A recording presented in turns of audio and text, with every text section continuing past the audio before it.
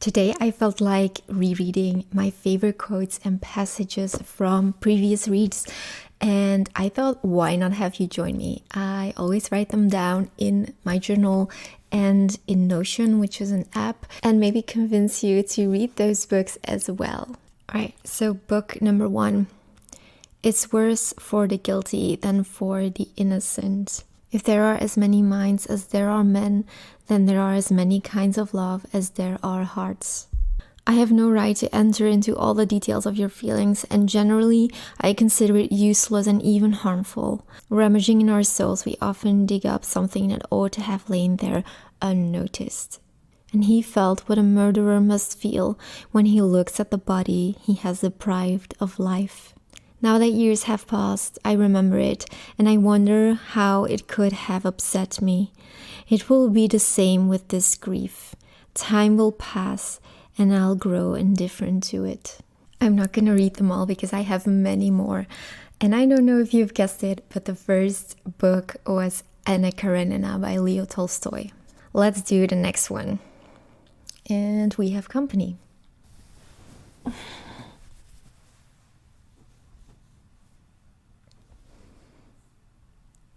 So here I've only noted one quote. And what brings a more bitter despair to the heart than hope destroyed? This one is from Matilda by Mary Shelley. For the next novel, I've also noted one quote, but I really love this book. They shudder the same shudders, and their hearts, in a sort of agonizing fellowship, ached with the same terror. This is from Thérèse Raquin by Émile Zola. All right, for this one, I have noted 4 quotes. The first one, constant labor is the law of art as well as the law of life, for art is a creative activity of the mind. And so great artists, true poets, do not wait for either commissions or clients. They create today, tomorrow, ceaselessly. I love that one. Next quote, a sensible girl marries an artist after he has made his fortune, not when it is still to make. Nothing is more irritating to a married man than to meet his wife at every turn, standing in the way of a desire, however fleeting. And the last one, it seems to me that I suffer sufficiently myself to be allowed to see my children happy. These quotes originate from Cousin Bet by Honoré de Balzac. I think you will be able to guess the next book, and by the way, I know one of these quotes by heart. If he loved with all the powers of his puny being, he couldn't love as much in 80 years as I could in a day. Next one. Do I want to live? What kind of living will it be when you, oh God, would you like to live with your soul in the grave? I have not broken your heart, you have broken it, and in breaking it you have broken mine. So much the worse for me that I am strong. Do I want to live? What kind of living will it be when you, oh God, would you like to live with your soul in the grave? And the final one, I would rather be miserable than that he should be.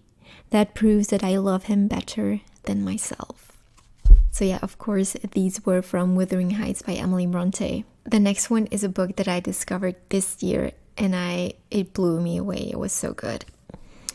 Beauty is that quality which, next to money, is generally the most attractive to the worst kinds of men, and therefore it is likely to entail a great deal of trouble on the possessor. It is needless to say, I ought to be able to respect and honor the man that I marry, as well as love him, for I cannot love him without. He knows he is my sun, but when he chooses to withhold his light, he would have my sky to be all darkness. He cannot bear that I should have a moon to mitigate the deprivation. The final one, there's always a chance of death, and it is always well to live with such a chance in view.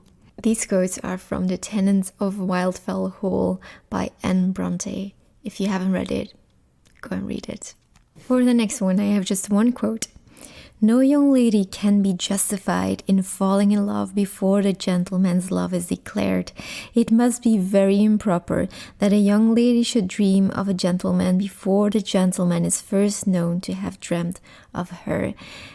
And I think this is a very specific writing style. I think you can guess that this is Jane Austen. and it is from Northanger Abbey. Next, a very short novel, but a very, very good one. I am so happy, dear friend, so absorbed in this feeling of peaceful existence that my art is suffering. The second one, all we are doing is to paint our prison walls with colorful figures and bright views. 3. It is true that since we are so constituted as to be forever comparing ourselves with others and our surroundings with ourselves, our happiness or misery depends on the things in our environment, and this being so, nothing is more dangerous than solitude.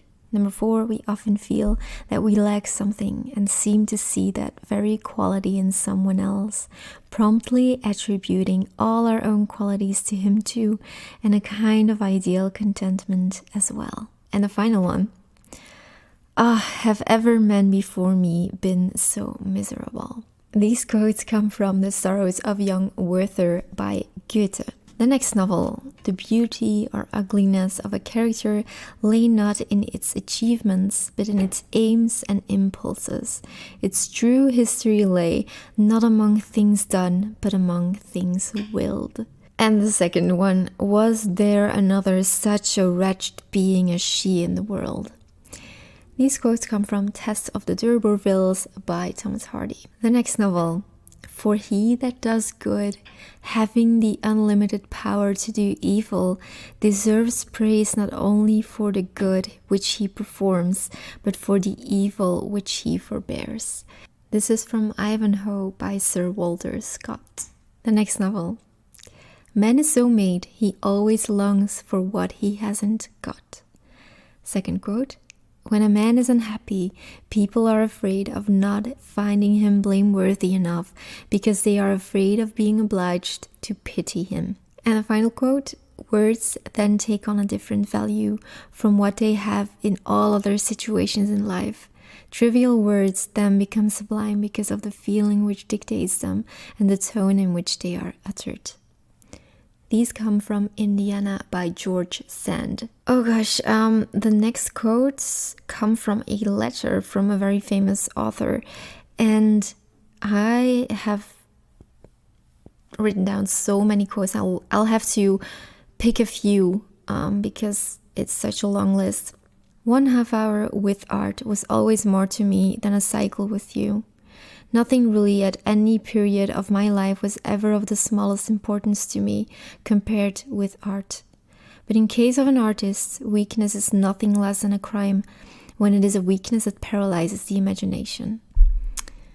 Second quote of this letter. Language requires to be tuned like a violin, and just as too many or too few vibrations in the voice of the singer or the trembling of the string will make the note false, so too much or too little in words will spoil the message. Okay, let me pick one more. I carefully eat whatever crumbs may be left on my tin plate, or have fallen on the rough towel that one uses as a cloth, so as not to soil one's table, and do so not from hunger. I get now quite sufficient food, but simply in order that nothing should be wasted of what is given to me. So one should look on love. So these quotes originate from a letter that Oscar Wilde has written while being imprisoned, and the letter is called The Profundus. I highly recommend you read it because it's so heartbreaking and very good. It's full of wisdom, full of inspiring quotes. The next novel. Human nature will not flourish any more than a potato if it be planted and replanted for too long a series of generations in the same worn-out soil. The second quote. Youthful men, not having taken a deep root, give up their hold of life so easily. And the final one. Her heart had lost its regular and healthy throb. This is from The Scarlet Letter by Nathaniel Hawthorne. Okay, for the next novel, I will only pick a few because I also have a lot of them. The first one, I love thee, he cried again. What love, said the unhappy girl with a shudder. He resumed, the love of a damned soul. Second quote, I bear the dungeon within me. Within me there is winter, ice, despair. I have night in my soul. And the final one, it is certain that the mind becomes crippled in a misshapen body. These quotes come from my favorite novel of all time, and if you've been watching my videos, you know what novel that is. It is The Hunchback of Notre Dame by Victor Hugo. The next one is from a theater play, and it's a very funny one. How can you sit there calmly eating muffins when we are in this horrible trouble I can't make out? You seem to me to be perfectly heartless. Well, I can't eat muffins in an agitated manner. The butter would probably get on my cuffs. One should always eat muffins quite calmly. It is the only way to eat them. I say it's perfectly heartless you're eating muffins at all under the circumstances. This comes from The Importance of Being Earnest by Oscar Wilde. Really good play. Alright, let's do one more novel. I'm also going to pick 3 quotes because I have many. First quote, to sin as little as possible is a law for men. To sin not at all is a dream for angels. All earthly things are subject to sin. It is like the force of gravity. Second quote, teach the ignorant as much as you can. Society is to blame for not giving free education. It is responsible for the darkness it creates. Third quote, and the final quote, destruction may be necessary, but I mistrust it when it is inspired by rage. And these quotes come from also one of my favorite novels, Les Misérables by Victor Hugo.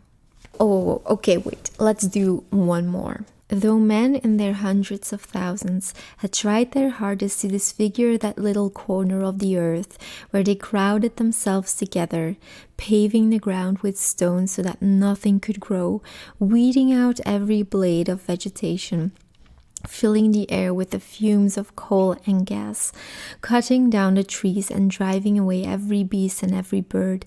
Spring, however, was still spring, even in town.